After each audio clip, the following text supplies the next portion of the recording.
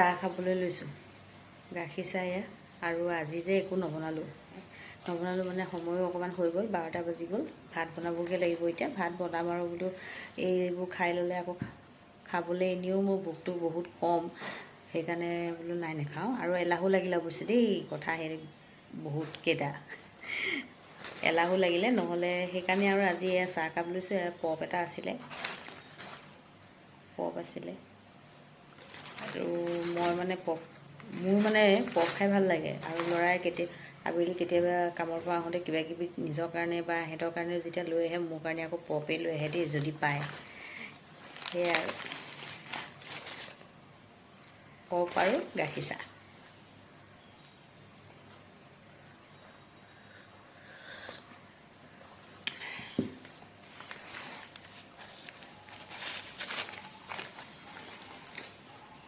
এইফালে দাইল উতলি আছে, মগু আৰু মচুৰ দাইল বনাইছোঁ।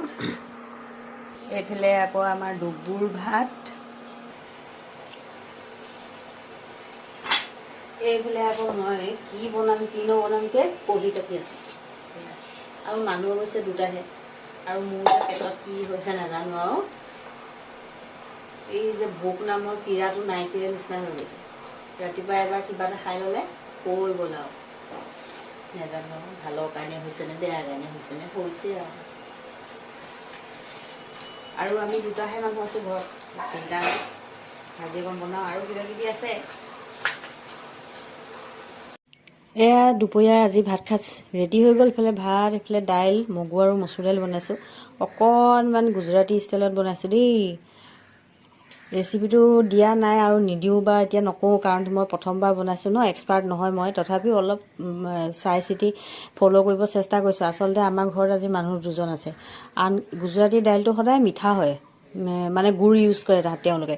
গতিকে বাকীকেইজনেতো একদম মিঠা বুলি ক'লে ভাল নাপায়। ভাত মানে আৰু নিমখীয়া জ্বলা এইবোৰ হ'ব লাগে।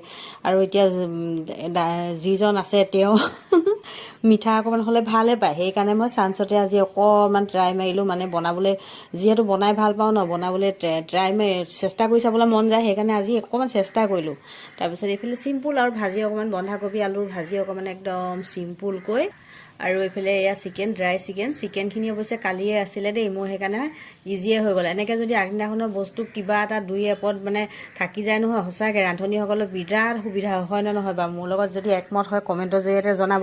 আৰু এই চিকেনৰ ৰেচিপিটো আছে বাৰু দেই, দিম।